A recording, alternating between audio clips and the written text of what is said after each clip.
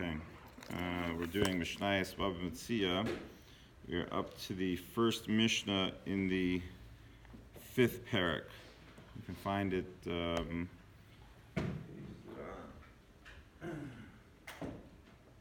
page 120. The handouts on the bima. Okay, Ezau Neshech. What is considered to be lending at interest?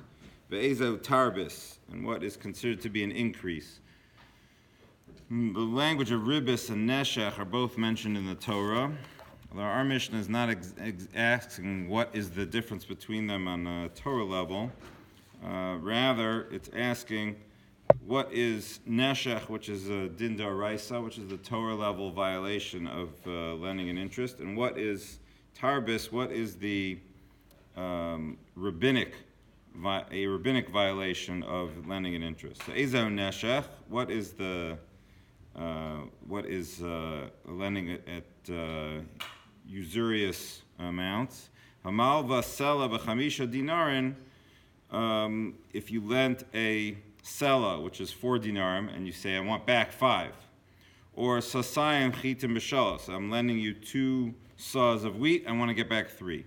It's like it bites, right? It bites a little bit at the borrower that he has to pay back this little amount. So that's the neshech. Ve'ezau tarbis, what's considered to be an increase. Hamarba bepeiros, somebody who adds on to the amount of produce, really in a sale. Ketzad, how does that work?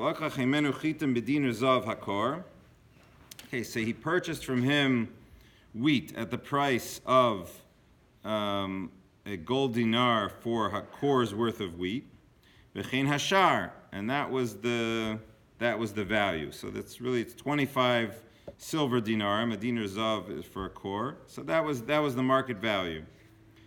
But he purchases him the wheat, but he doesn't take the wheat from me. Basically, he says, "Look, you keep giving me the wheat. I'm paying you up front, and you'll pay me in increments. You'll give me the wheat as I need it." Then amdu chitim b'shloshim dinarim. So then chitim went up to being 30 from 25. So the value of the wheat went up. So Amar lo tainli chitai says, give me my wheat. Shani rotza lamachar v'likach behem yayin. He says, I want to take them and buy wine with what I've made a profit on the wheat. Let me take the wheat and I'll sell it. And he can do that because he's allowed to take the wheat. He bought the wheat from him when the value was cheaper. That's okay.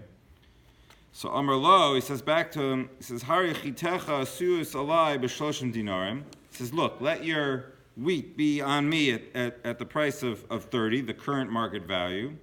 V'hari lach etzli behen yayin. And he says, and then, I have, basically I have wine, so I'll give you wine instead of at that value.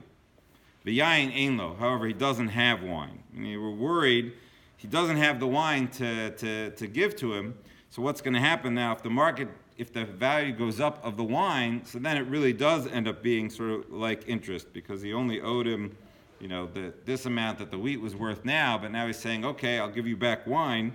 But then if the wine goes up, so then we're concerned that he's basically buying the wine from him as a loan, and then if the price goes up, then he's giving him back more than he's really owed. So because of that, we don't allow you to do this type of sale.